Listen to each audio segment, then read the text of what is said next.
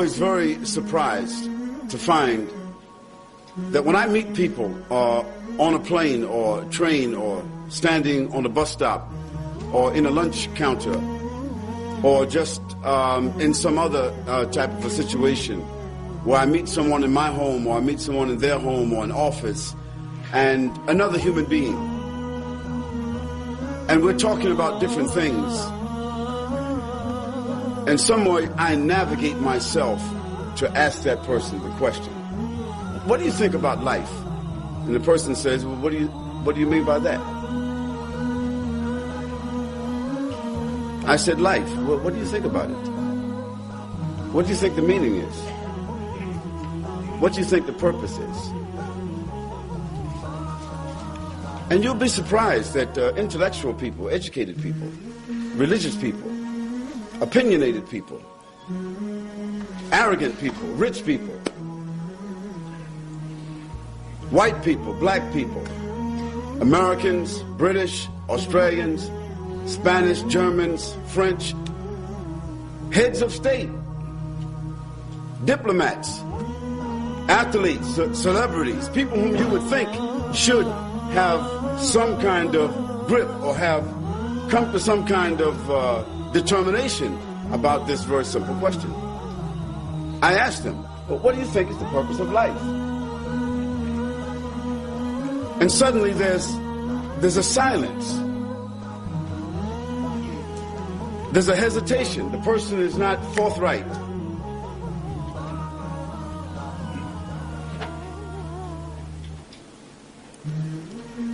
And I always remind myself, and I always remind the person that this is not a religious question.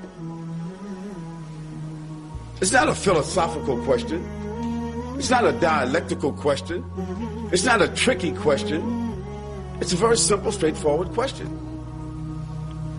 And if you haven't answered it, if you haven't reconciled it within yourself, if your set of values, you haven't reconciled that question for yourself to be able to answer it straightforward, like you would if I asked you your name, then there's a problem. And you need to think about that problem. You need to work it out. Because every human being needs to answer that question,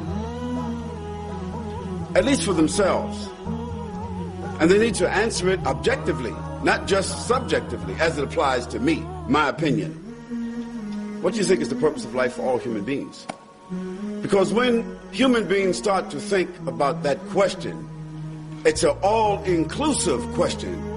And you can't just ask that question for yourself, because there are others involved in life. And when you start to think about others, other places, other people, other situations, other ideas, when you start thinking about the world as it is, not the world as you think it is, you start to change a little bit yourself. You start to move outside of yourself. You start to take in a whole lot of other considerations. And I always say to people, if you haven't thought about this, you need to go home, cut off the TV, turn off the music, let the kids go and play, let your wife go and shop, or let your husband go someplace, and sit in your house or your room in silence for 5 minutes, 10 minutes, 20 minutes, and think about what is the purpose of life. Because when you start thinking about that question, you take the first steps, just like a child takes their first steps in life. You start taking the first steps to balancing and reconciling probably the most important question for the human being. Now, this is not a question that cannot be easily defined. It can be. If you turn to any one of the many dictionaries that would be available in an institution like this, or a public library, or available in your home or your office, the terminologies have been defined already. So it's not rocket scientists. It's not rocket science here.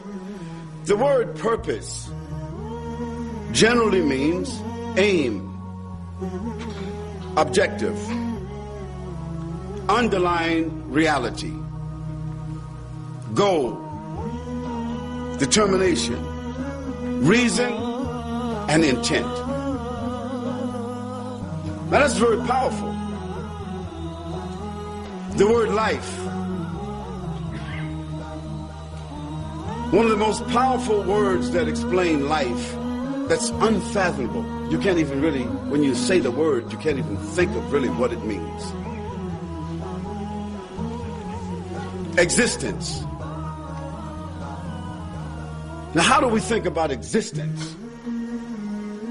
Is it vertical? Is it horizontal? What's the depth to it? What's the diversity of it? How far is it? How many kinds of creatures does it involve? What kind of substances? Where? How? When? Who's behind it? How did it come about? Such a profound word, existence. The phenomena of the world, the term of a human being's existence before what we call death. Death. A word that none of us like to say unless it applies to someone or something else. We can manage to say someone has died. But we don't like to think, even for a moment, about someone saying that about us. Because that inevitable event, death, that is what you and I are on a downhill incline facing every single day. And babies die. Young people die. Old people die. Pretty women die. Handsome men. Rich people. Everyone faces death and will die. No matter what your philosophy is, what your preoccupation is, what your orientation is, who you think you are, where you think you're headed, what's your background, what's your family, what's your class, title, and structure, it doesn't matter. We're all headed towards death. And life is a gift that's been given to you and me. And we have to work out the variables between here and there. So when we speak about the purpose of life, for individuals, it's really a simple issue. But we need to take a look at it. Now, for individuals and for governments, the purpose of life is a little bit different. It takes upon a different set of dynamics. And I want to discuss with you from a social-political point of view, because my background is sociology. And so it means I study behavior. I study the behavior of governments, civilizations, societies. I study the behavior of individuals. That study of behavior helps me to understand when something is here and you study the evolution of it, where it has come from, you get an understanding of where it is headed. And you start to see things to be almost the same. And when we talk about life, the life of a person, whether their life expectancy or their life anticipation, their life involvement, for all human beings, it's basically the same. Now, you might eat a little more fancy food than somebody that's living in Rwanda. You may live in a little more fancy house than someone that's living in Somalia or Afghanistan. You may have a little bit more choice of clothing when you open up your closet than someone that might be living in the Amazon. But when you're sick, sickness is the same, and your response to sickness is the same as those people that we just talked about. And when you have trauma in your life, tragedy in your life, you respond to it the same as those people. As a matter of fact, when people have been undergoing trauma on a daily basis, they deal with it better than what you and I will deal with it when it comes to us.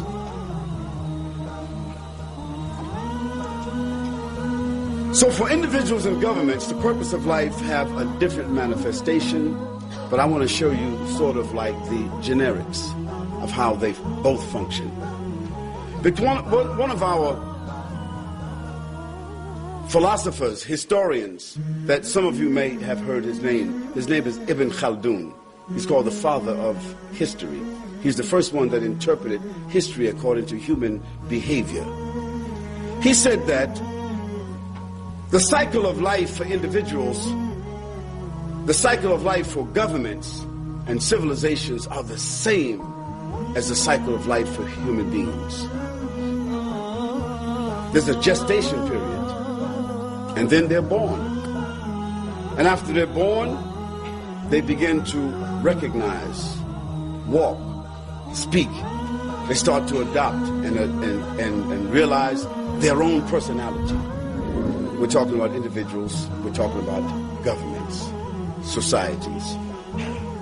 There's a stage of immaturity, and then there's a stage of adolescence, and then there's a stage of maturity. Then there's a stage in which most of their strengths, their faculties start coming into focus, and they reach an apex in their life. According to most philosophers, sociologists, psychologists, they say that this age is around 40, 45. For governments and societies, it's just about double that. Then they start to realizing and understanding the values and the dynamics of life a little bit more than they did when they were 30 and 20, because now they have reached the top of the hill and they start looking down. And as they start to decline into 50s and 60s, life starts to become more precious to them. And governments like Australia, like the United States of America, like the UK, and like some who are finished now, they start to realize also that they are not as powerful as they claim to have been. They start to see that they are unable to hold on to everything that they have taken. They start to see that the world does not revolve around them. They start to realize that they cannot exist without the collaboration and the cooperation of other individuals, of other governments, of other people. They start to realize this. And inevitably, individuals, like governments, soon become dependent upon others. They return back to a state where they were dependent before, and after being rich, independent, arrogant, powerful, selfish, self-centered, whatever, they start to becoming wise, giving, benevolent, understanding, compromising, mature, and looking at the anticipation of the inevitable, which is sickness and death. And one day, some of us in this room will remember that this has been said, that a great country like Australia, great country like America, where I'm from, great country like Great Britain, France, Germany, all these great countries, there's going to be a time, maybe not in our lifetime, when someone will speak about them with a historical, rhetorical mention, because they'll be over. And there'll be some other names here, like there are some other names here now.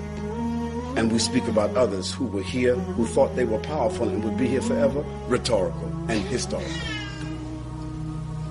So we want to talk about the purpose of life as it applies to individuals and governments, because that allows us to understand the topic.